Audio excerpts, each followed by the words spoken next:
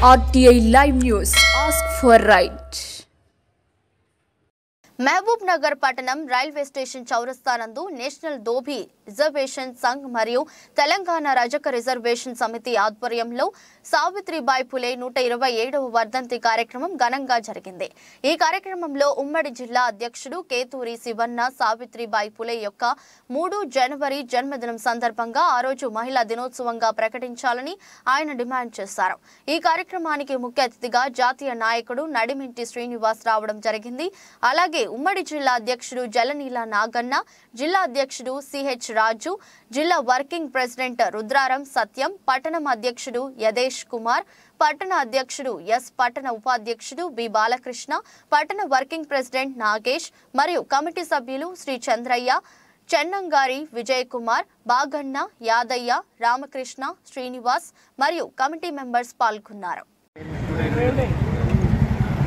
जोहार सावित्रीबाई फुले गारी की जोहार जोहार जोहार महात्मा ज्योतिराव फुले गारी की जोहार जोहार जोहार साकरेलम्मा जोहार जोहार जोहार गाड़के बाबा गारी की जोहार जोहार ఈరోజు యావత్ దేశానికి చదువు తల్లి సావిత్రిబాయి గారి 126వ జయంతి 126వ వర్ధంతి సందర్భంగా పాలమూరు పట్టణంలో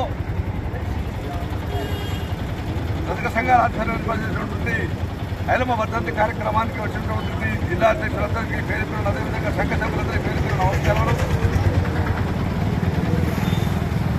శివన్న గారు, నాగన్న గారు, సత్యం గారు, రాజు గారు, మీకు అందరూ కూడా పేరు పేరున నమస్కారాలు, వందనాలు.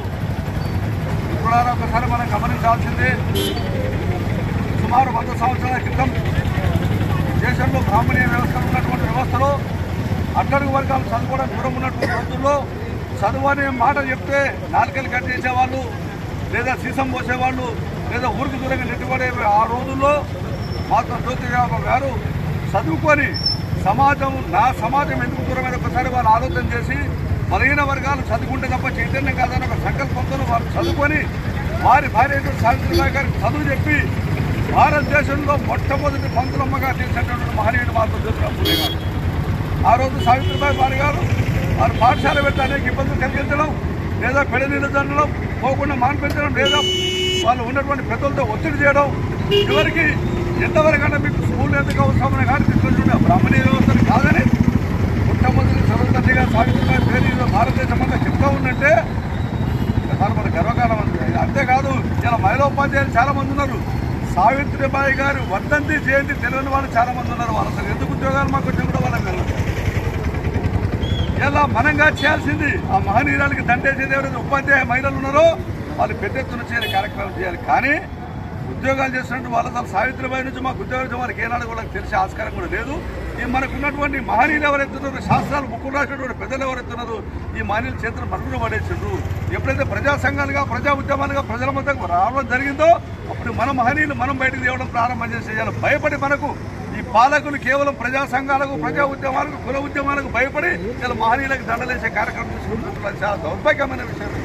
ఎందుకు చెప్తున్నాం ఈ మాటలంటే వీళ్ళు చేసినటువంటి విధి విధానానికి కొన్ని 100 సంవత్సరాల క్రితంలో వాళ్ళు చేసినటువంటి విధానాన్ని చూస్తే ఇలా ఇప్పటి కూడా బీసీ వర్గాలు, అణగారిన కులాలు రాజకీయాల్లో చైతన్యం లేక మనం వెనుకబడి కారణం ఏంది? ఎందుకు మనం వెనుకబడుతున్నాం? ఆర్థిక స్తోమత లేదు, ఆర్థిక స్వావలంబన లేదు. మనకు అసలు పని చేద్దామన్న పని దొరకని రోజుల నుంచి కొంత చైతన్యం పెరిగేయాలో కూడా అడిగే హక్కును మనం నేర్పినటువంటి మహనీయులు వీళ్ళందరూ కూడా ఒకసారి మనం వీళ్ళు స్మరించుకోవాల్సిందే. మహాత్మా జ్యోతిరావు ఫులే గారు కానీ, సావిత్రిబాయి గారు కానీ, సాకరేలమ్మ గారి, గాడికే బాబా గారి, అనేక మంది అంబేద్కర్ మహాశయులు మొదలుకుంటే కూడా అనేక మంది కూడా అడిగే హక్కు నేర్పినటువంటి మహనీయులు. కాబట్టి వీళ్ళు మనం ఎప్పుడు కూడా శాసించుకోవాల్సింది, గౌరవించాల్సింది. సమాజంలో సావిత్రిబాయి ఫులే చేసినటువంటి మహోన్నత దీక్షకేలా వేలాది లక్షలాది మంది పాఠశాలలు వెళ్తారు. అదేవిధంగా చదువుకునేటువంటి మన బడుగు బలహీన వర్గాలు లేదా చదువు కోరుకొని వాళ్ళ కాళ్ళపై నిలబడడానికి ఆస్కారమైనటువంటి మహనీయులను స్మరించుకోవడం, లేదా ఈ ప్రభుత్వాలు కేవలము కార్యాపన చేసుకుంటూ, ఎందుకంటే దీంట్లో ఒకటి మనం గమనించాల్సింది ఏంటంటే వీళ్ళందరూ కూడా బీసీ నాయకులు, ఈ బలహీన వర్గాలు చెందిన నాయకులు. కాబట్టి వీళ్ళని చైతన్యం చేసి సమాజానికి కనుక మనం అందిస్తే మిగతా యావత్తు ఈ బీసీ సమాజం చైతన్యం అయితే మా హక్కులు అడుగుతారని చెప్పి వీళ్ళు ఎక్కడికక్కడ అనేదొక్కబడి కేవలం ఒక 40-30 సంవత్సరాల నుంచే ఈ మహనీయులు మన చరిత్రలు మన పెద్దవాళ్ళు బయటకు వచ్చిన తర్వాత బయట తీసుకురావడం జరుగుతుంది. ఎందుకు చెప్తున్నాం ఈ మాటలంటే ఎప్పుడైతే రాజకీయ వ్యవస్థలు అగ్రకులాలు మనమే చేస్తున్న దాడులు మనం ఒకసారి ఆలోచన చేస్తే మరి వర్గాలు ఎక్కడికెక్కడ చైతన్యం కావాలని బలమైన సంకేతాన్ని చెప్పగానే చెప్పిస్తూ మన పిల్లలు చేసినటువంటి వెట్టి చాకరీ విముక్తి కోసం మొదలుకుంటే అనేక సంస్కరణలు మొదలుపెట్టినటువంటి మహిళలు అనేక మంది ఉన్నారు.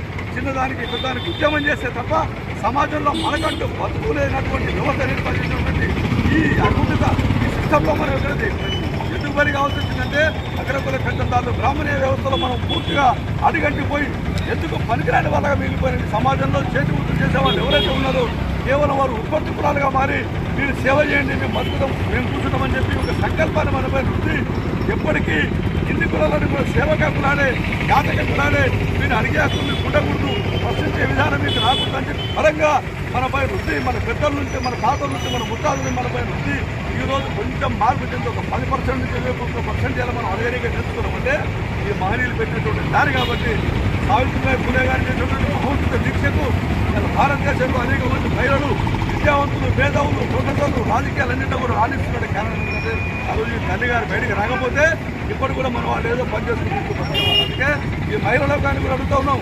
మహిళలకు చెప్తున్నాం ఇలా సావిత్రిబాయి పేరుకున్నటువంటి మహిళా దినోత్సవం చెప్తా ఉన్నారు. మహిళా దినోత్సవం దేనికి చేస్తూ ఉన్నారు మీరు? మహిళలంతా సమాజానికి అందించే కార్యక్రమం ఎందుకు తీసుకోవట్లేదు? ఈ కార్యక్రమాన్ని కూడా మహిళలు ఎందుకు ముందుకు చేయట్లేదంటే సమాజంలో ఉన్నటువంటి వీళ్ళు ఎవరైతే చెప్తున్నారో మహిళల కనుక చైతన్యం వచ్చి ఇంకా చైతన్యం వచ్చి సమాజం అని చెప్పి ఎక్కడికక్కడ ఇళ్ళకమ్మని ఎక్కడికి ఆటం ప్రయత్నం చేశారు. కాబట్టి ఈ మహిళలు మరొకసారి మనం స్పందిస్తున్నాం. సావిత్రిబాయి ఫులే గారు 125 సంవత్సరాల వారు మొదలుపెట్టి 130 సంవత్సరాలుగా మొదలుపెట్టి భారతదేశంలో మొట్టమొదటి మహిళా ఉపాధ్యాయురాలుగా ఎన్నికైనటువంటి తల్లి గారికి మరొకసారి రజక సంఘం తరఫున నా తరఫున అందరి తరఫున కూడా నమస్కారాలు ధన్యవాదాలు చెబుతూ ముగిస్తున్నాను. జై హింద్, జై భారత్.